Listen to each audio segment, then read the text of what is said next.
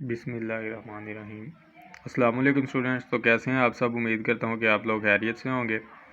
तो आज का हमारा टॉपिक है मीडियन। तो चलें अपने टॉपिक की तरफ चलते हैं। मीडियन का डाटा भी दो तरह का होता है। एक होता है ग्रुप डाटा और एक होता है अनग्रुप डाटा।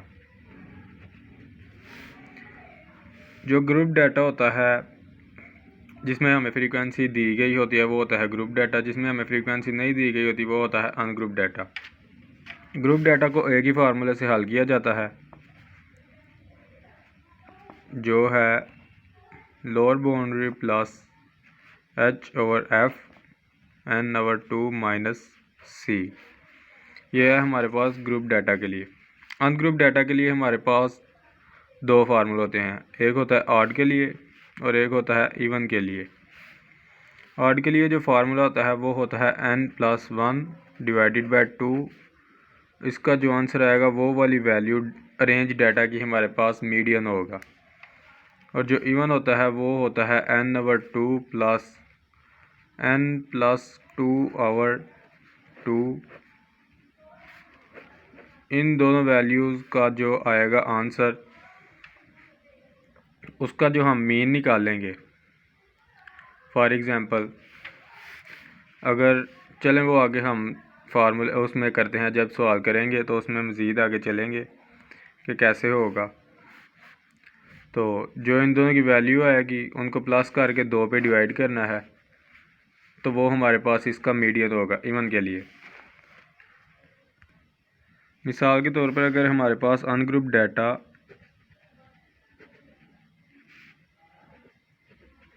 डाटा में कुछ वैल्यूज़ दी गई हों 18, 13, 15, 19, 7, 3 और 5, तो हम सबसे पहले इसमें क्या करेंगे? सबसे पहले हम इसे अरेंज करेंगे एक तरतीब में। पहले छोटी वैल्यू, फिर उससे बड़ी, फिर उससे बड़ी। इसमें इस डाटे में सबसे छोटी वैल्यू कौन सी है? तो इस डाटे में सबसे छोटी वैल्यू 3 है, उसके बाद 5 है, उसके बाद 7 है, उसके बाद 13, 15 और फिर 18, फिर 19। अब चूँकि ये तो 7 वैल्यूज़ हैं, इसका हमें वैसे भी पता है कि इसका मीडियन क्या होगा 1 2 3 4, 1 2 3 4। दोनों तरफ से जो चौथी वैल्यू है वो हमारा मीडियन है। लेकिन अगर हम इस पर फार्मूला लगा के, वैसे हमारा मीडियन 13 बन रहा है, तो हम इस पर फार्मूला लगा के देख लेते हैं। तो चूँकि ये ऑड है, ये डाटा जो हमें गिवन है वो ऑड है, तो इसके लिए हम इसके ऊपर फार्मूला लगाएंगे n+1 डिवाइडेड बाय 2। जो इसका आंसर आएगा वो वाली वैल्यू हमारा वो होगी मीडियन। तो n कितना है हमारे पास? 1 2 3 4 5 6 7। 7+1 डिवाइडेड बाय 2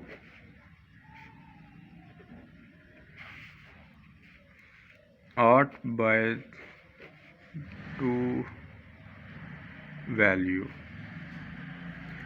तो फोर्थ वैल्यू हमारे पास मीडियन बन रही है। तो फोर्थ वैल्यू से आप देख सकते हैं कि ये हमारे पास 13 ही है, जो कि हमारे पास 13 है। ये हमारा आंसर 13 है। तो मैंने आपको पहले भी बता दिया था कि ये हमारे पास 13 ही इसका आंसर बनेगा। क्योंकि ये तो 7 वैल्यूज़ है, इसको हम वैसे भी सिंपल तरीके से भी देख सकते हैं कि इसका मिड कहाँ पे आ रहा है। तो 13 में मिड आ रहा था, तो वो हमें पता था कि इसका मीडियन 13 ही है। अगर हमारे पास इवन डाटा हो, फॉर एग्ज़ाम्पल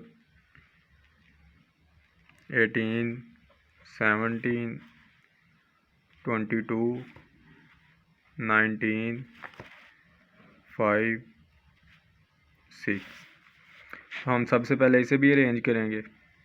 5, 6,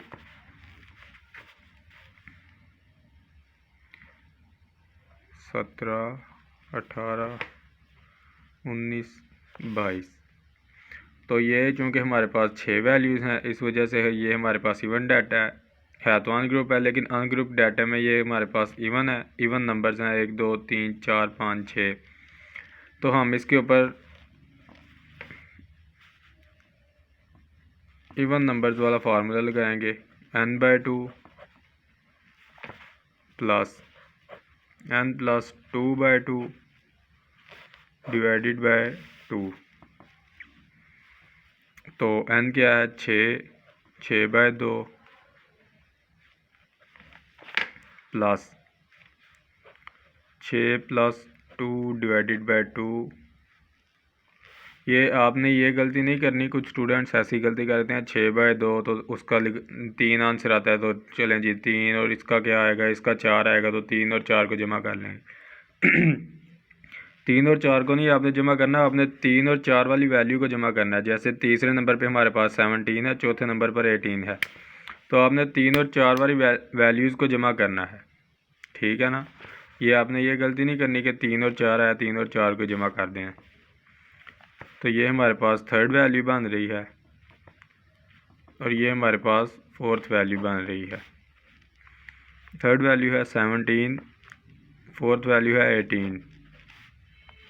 अब 17 और 18 का हमारे पास सम क्या होता है 35।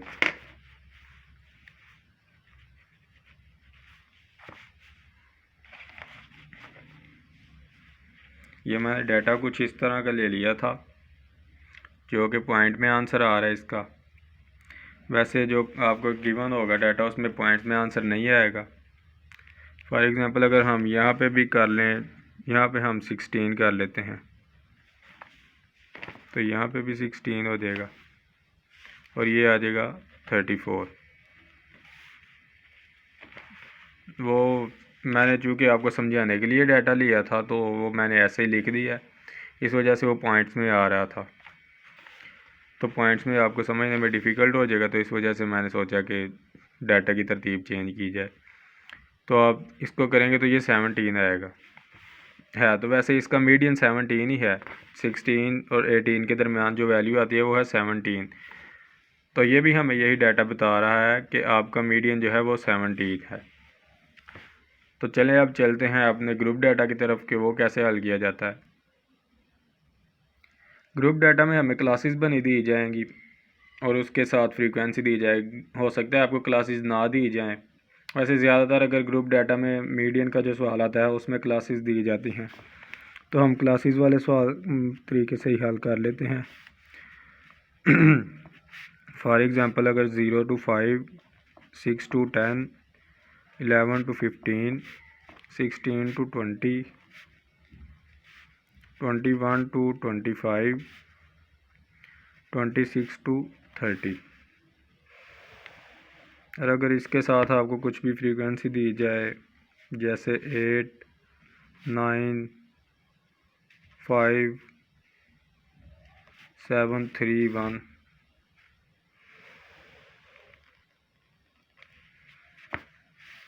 तो सबसे पहले इसका फार्मूला लिख लेते हैं ताकि हमें आगे समझने में आसानी हो। h/f n divided by 2 minus c, ये इसका फार्मूला है। ये LB का जो मतलब है वो है लोअर क्लास बाउंड्री। तो h का मतलब है कि जो क्लास इंटरवल है, क्लास के अंदर जो साइज़ होगा, जैसे वो मैं आगे आपको क्वेश्चन में समझाता हूँ। जब हम क्लास बाउंड्रीज बनाएंगे तो मैं उसमें ही आपको समझा दूँगा।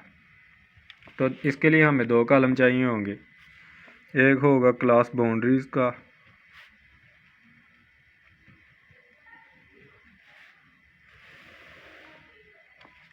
और एक होगा CF का, इसे हम कम्युलेटिव फ्रीक्वेंसी भी कहते हैं।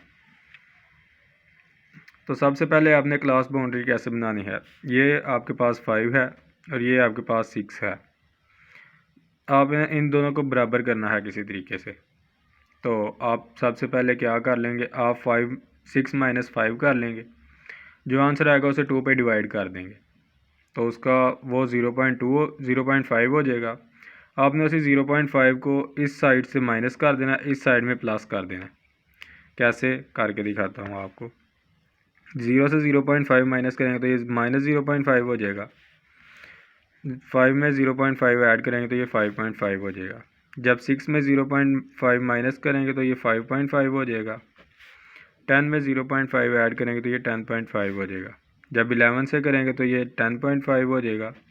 जब 15 में ऐड करेंगे तो ये 15.5 हो जाएगा। जब 16 में से माइनस करेंगे तो ये भी 15.5 हो जाएगा। जब 20 में ऐड करेंगे तो ये 20.5 हो जाएगा। जब 21 में से माइनस करेंगे तो 20.5, 25 में ऐड करेंगे तो 25.5, 26 में से माइनस करेंगे तो 25.5, 30 में प्लस करेंगे तो 30.5। अब ये आप देख सकते हैं कि ये वाली वैल्यू और ये वाली वैल्यू बराबर हैं, ये वाली और ये वाली बराबर है, ये वैल्यू इसके बराबर है, ये वैल्यू इसके बराबर है, ये वाली वैल्यू इसके बराबर है। तो CF हमने कैसे बनाना है, जो हमने फ्रीक्वेंसी की हमारे कॉलम में सबसे पहली वैल्यू होगी उसको हमने ऐसे लिख लेना है। तो जो दूसरी वैल्यू होगी उसमें पहली को ऐड कर देना है। जैसे पहली 8 थी तो उसमें हमने दूसरी वैल्यू को ऐड कर दिया है। 8 प्लस 9 ये हमारे पास हो जाएगा 17। 17 में आगे हम 5 ऐड कर देंगे तो ये हमारे पास हो जाएगा 22। 22 में फिर से 7 ऐड कर देंगे, ये हो जाएगा 29। 29 में 3 ऐड करेंगे तो ये हो जाएगा 32। 32 में 1 ऐड करेंगे तो ये हो जाएगा 33। ये आपने एक बात याद रखनी है कि जो CF का आखिरी डिजिट होगा ना वो आपकी समेशन F के बराबर होगा। तो समेशन F कर लेते हैं। हमारे पास कितना है, 7 और 3 10, 9 और 1 10, 20, 5 और 8 ये आपके पास हो जाता है 33। तो हम इसका मतलब है कि हमारी CF बिल्कुल ठीक है। तो अब इसको वैल्यूज़ को फार्मूले में पुट करते हैं। अब सबसे पहले हमने ये देखना है कि ये जो फार्मूला लिखा गया है ये हम किस पे अप्लाई करेंगे। LB जो लिखा हुआ है लोअर क्लास बाउंड्री, ये तो ठीक है, हमें पता चल रहा है कि हमने लेनी लोअर क्लास बाउंड्री है, लेकिन कौन सी लेनी है, ये वाली लेनी है, ये वाली, इनमें से हमने कौन सी लोअर क्लास बाउंड्री लेनी है ये समझने के लिए हम समेशन F, क्योंकि ये पहले आप ये समझ लें कि यहाँ पे n का मतलब समेशन F ही है। ये समेशन F यही हमें बता रहा है ना कि 0 से लेकर 5 तक जो क्लासेस हैं उनमें 8 है जो डिजिट हैं या नंबर हैं। अगर फॉर एग्ज़ाम्पल हम ये बता दें कि 0 से लेकर जो 5 तक या 0 फीट से लेके कुछ भी आप कोई भी डाटा किसी किस्म का ले सकते हैं। तो अगर 0 से लेके 5 तक जो क्लासेस बन रही हैं उसमें 8 नंबर है, तो 8 नंबर हैं मतलब कि एक ही किस्म के उसी किस्म के 8 जो हैं वो इस 0 से लेकर 5 तक जो क्लासेस बन रही हैं उसमें हैं। तो जो 6 से 10 तक बन रही है उसमें 9 है, जो 11 से 15 तक बन रही है उसमें 5 है। तो ये है तो सारे नंबर ही हैं ना। तो वैसे भी हमने जो arithmetic mean, harmonic mean, geometric mean में जहाँ भी जब हमने ग्रुप डाटा किया तो वो n की जगह पे हमने समेशन F लिखा है। तो इसका मतलब है n भी समेशन F ही है, यहाँ समेशन F n के बराबर है। वैसे इसकी शक्ल तकरीबन चेंज करते हैं। वैसे भी अगर आपका इत्फाक हो तो ज़्यादातर किताबों में भी आपको समेशन F कैपिटल N की सूरत में लिखा मिलता है। तो चलें आगे बढ़ते हैं। सबसे पहले आपने n/2 करना है। तो क्या है हमारे पास 33/2। ये आप जब 33/2 करेंगे, आज वैसे हमारे किस्मत ही ख़राब है, हम जोन सा भी डाटा ले रहे हैं वो पॉइंट्स में ही आ रहा है। चले खैर कोई बात नहीं। जब आप 33/2 को 33 को 2 पे डिवाइड करेंगे तो ये आपके पास आएगा 16.5। तो आपने सबसे पहले देख लेना कि ये 16.5 हमारी CF में कौन सी क्लास के पास मैच कर रहा है। तो ये 16.5 ये हमारा 17 के पास मैच कर रहा है। आपने यहाँ पे एक बात ज़रूर याद रखनी है कि आपने छोटी वैल्यू नहीं चूज़ करनी। जैसे कि ये हम ये भी कह सकते थे कि 8 भी उसके करीब ही है, आपने उससे बड़ी वैल्यू चूज़ करनी है। जैसे आपकी 16.5 आई है ना, तो आपने उससे बड़ी यही देखनी है कि उससे बड़ी कौन सी वैल्यू है और उसके करीब तरीन हो। ठीक है, तो ये हमारी 17 थी। तो अब हमने लोअर क्लास बाउंड्री लेनी है 5.5।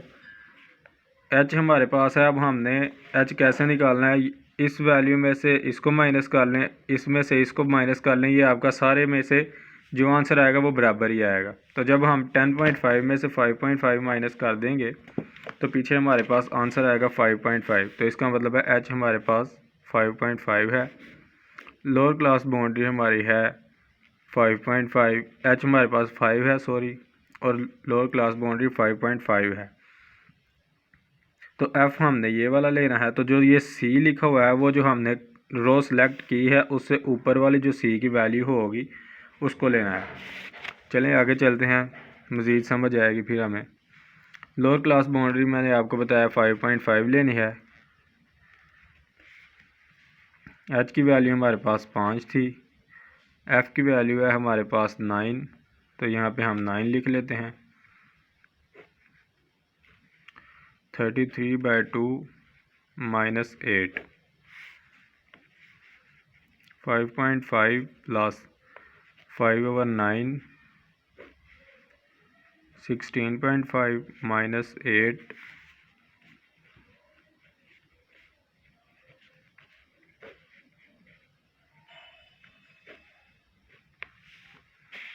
अब आप जिस भी तरीके से चाहें आप 5 को 8.5 से मल्टीप्लाई कर लें और उसको 9 पे डिवाइड कर लें, ये आपके पास आ जाएगा 4.72। 5.5 प्लस 4.72, तो जब इसको हम ऐड करेंगे 5.5 में तो ये होगा 10.2। तो यही आपका मीडियन है। यहाँ पे भी आपने एक बात याद रखनी है कि जो आपका जो आपने यहाँ पे जो रो सेलेक्ट की थी ना, आपका पॉइंट आंसर ना इससे बड़ा आना चाहिए और ना इससे छोटा आना चाहिए, इसके मिड में आना चाहिए। तो आप यहाँ पे देख सकते हैं कि 10.2 जो आपका आंसर आ रहा है वो ना तो 5.5 से छोटा है ना 10.5 से बड़ा है, तो आपका आंसर इसके दरमियान ही आना चाहिए। चलें मिलते हैं। अब आपको उम्मीद करता हूँ कि आपको समझ आ गई होगी। अब मिलते हैं अगली वीडियो में एक नए टॉपिक के साथ। तब तक के लिए अल्लाह हाफिज़, अपना ख्याल रखिएगा।